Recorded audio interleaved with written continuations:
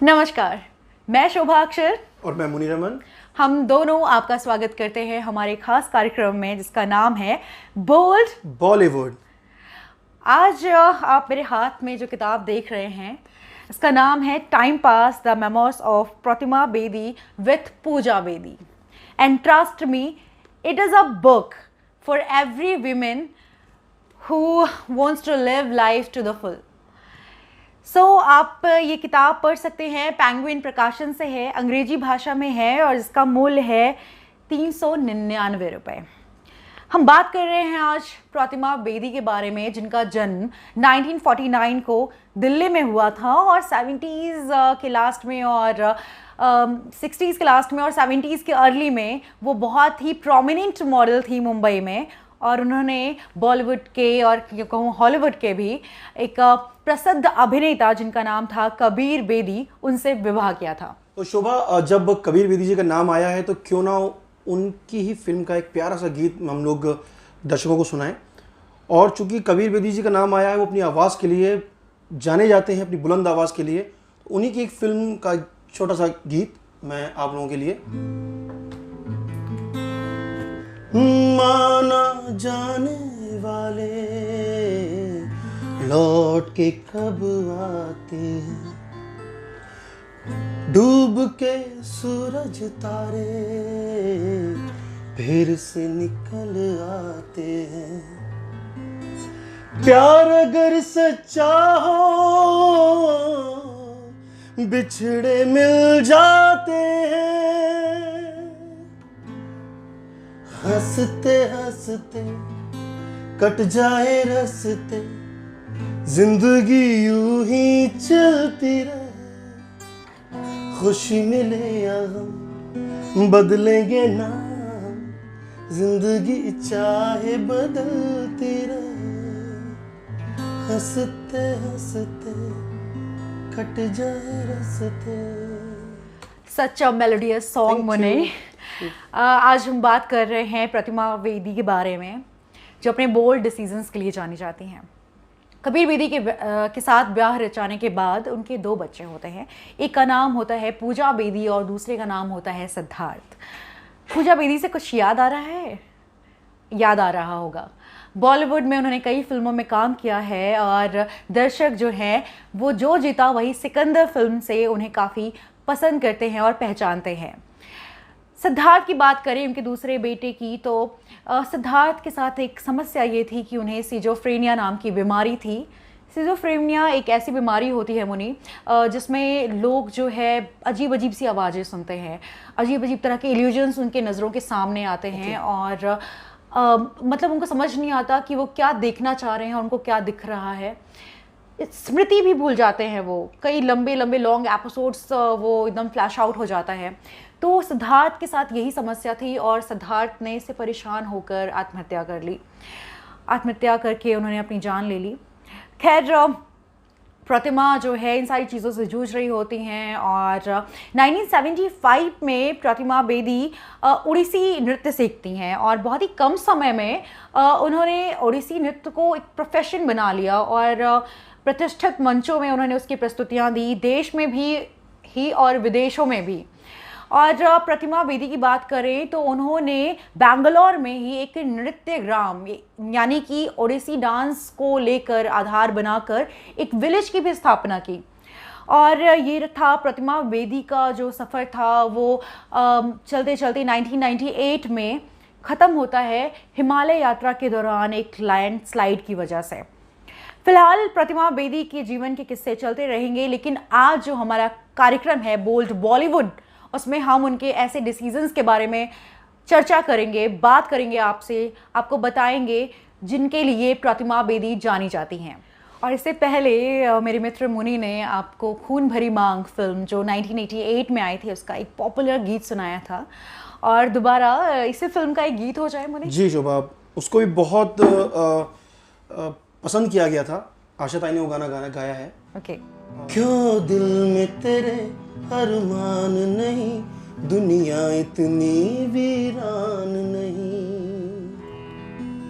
हर तरफ उजाले हैं फिर भी,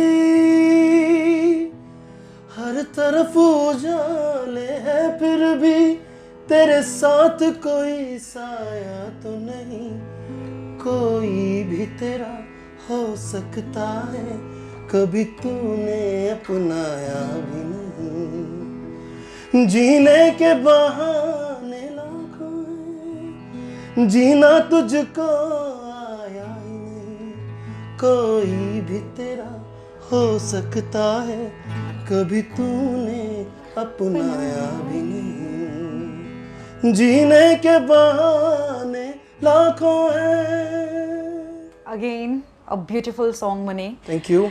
हम बात कर रहे हैं प्रतिमा बेदी के बारे में और इनके हस्बैंड जो थे Kabir Bedi.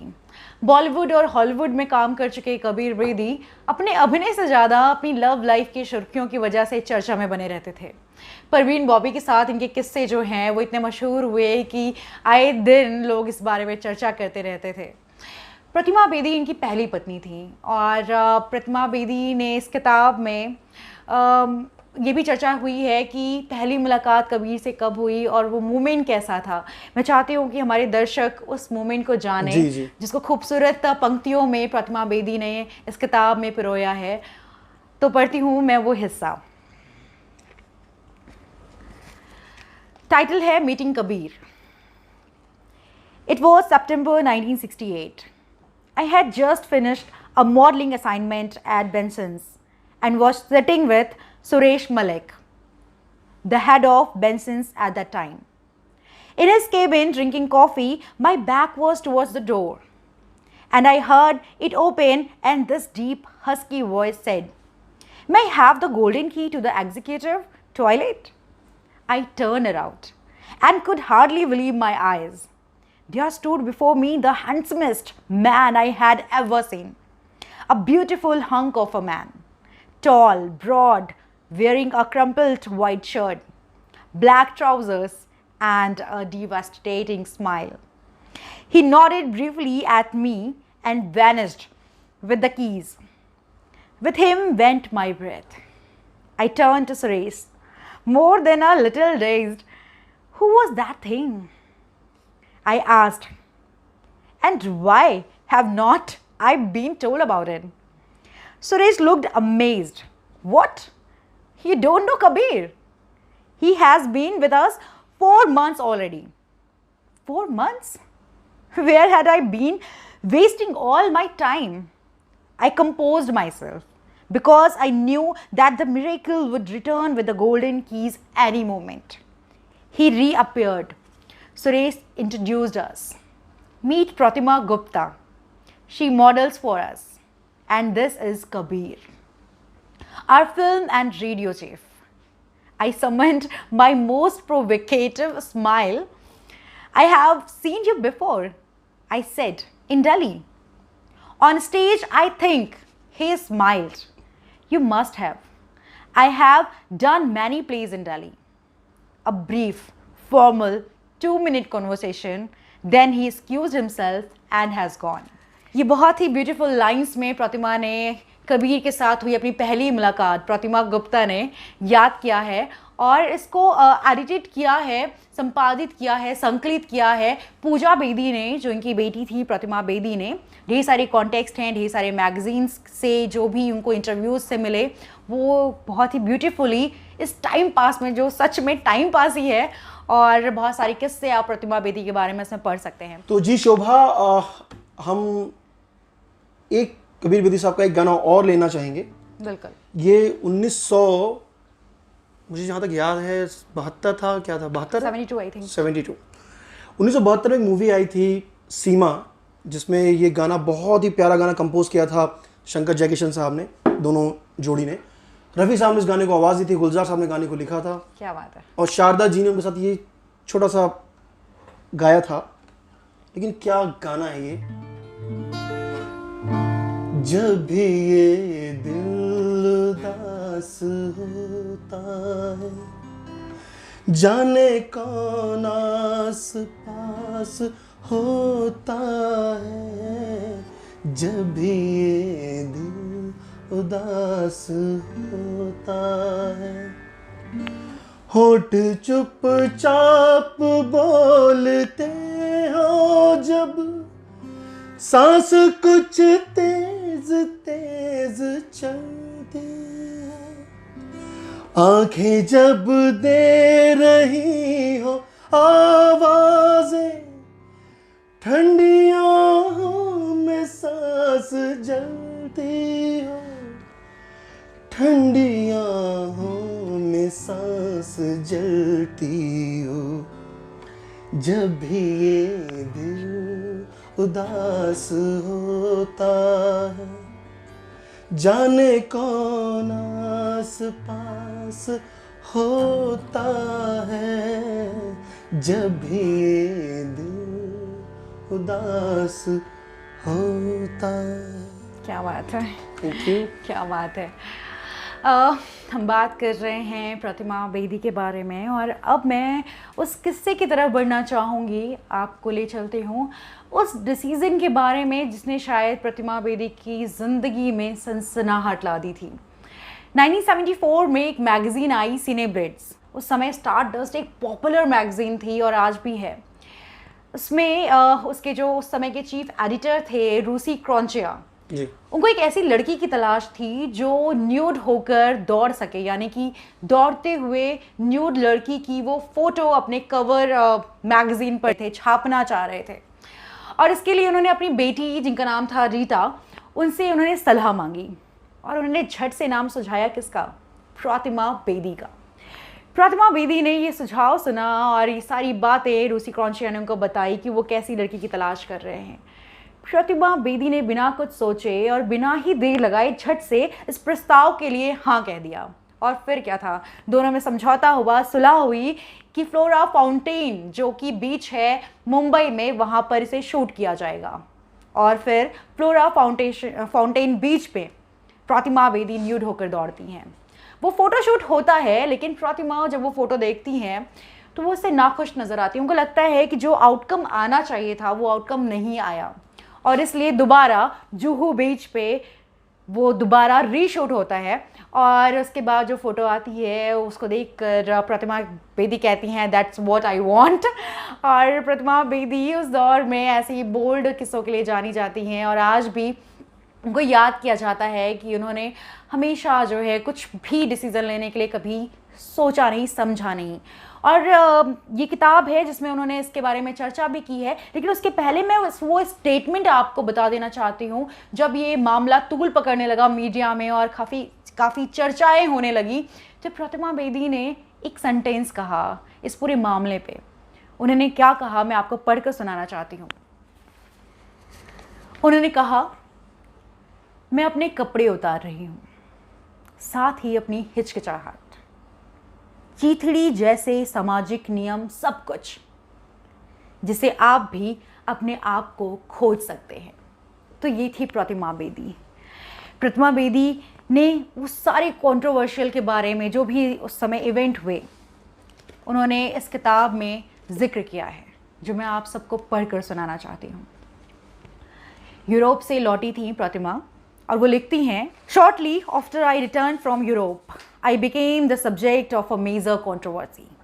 A film magazine printed photographs of me streaking, and word spread that I had streaked down the busy road outside Jahangir Art Gallery in Bombay. Actually, I had done nothing, no such thing. The so-called streaking had happened in Goa. I was spending a lot of time in those days with the hippies on Anjuna Beach. Everyone walked around naked there. If you were in a swimming costume, you looked and felt odd. So I was a nudist like everybody else on the beach. Somebody did was to superimpose these pictures on a photograph of a Bombay street. And people were so gullible, nobody even questioned it. Wouldn't there have been crowds in the picture if had really done this in Bombay? What I had done was perfectly normal, given the place I was in and the people I was with. But when every magazine printed the decorated photographs, it naturally looked ugly because it was out of context. Anyway, the nudie pictures had been printed in all kinds of magazines, and there was such a lot of noise. And writers bullshit that there seemed to be no point in denying anything. So I kept quiet. मैं यहीं तक पढ़ना चाहूँगी। और जो आपने सुना कि बाद में मैगज़ीन में जो फ़ोटो छपती है प्रतिमा बेदी की न्यूड, उससे वो डिनाई करती हैं कि ये वो फ़ोटो नहीं है जो उन्होंने शूट कराया था।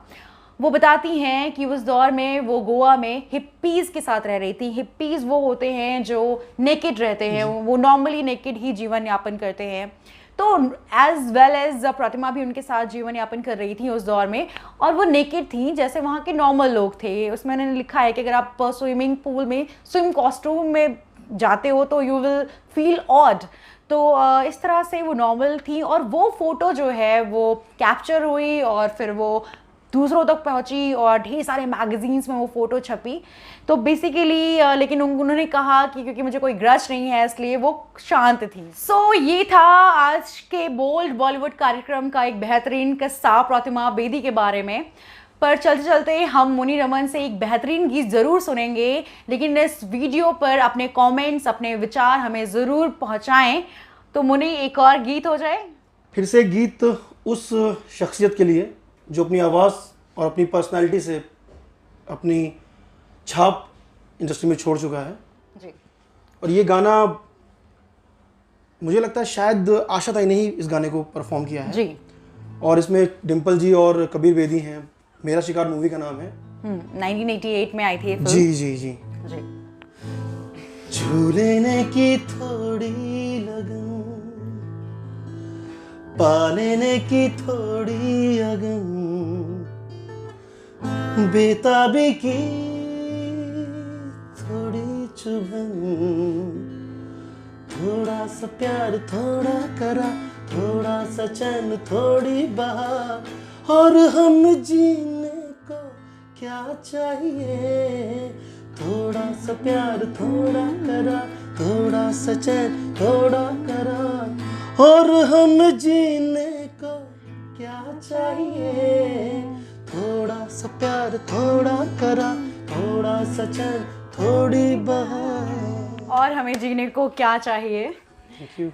और आशा करते हैं आज का यह एपिसोड आपको पसंद आया होगा, तो हमारे साथ बने रहिए। तब तक के लिए नमस्कार।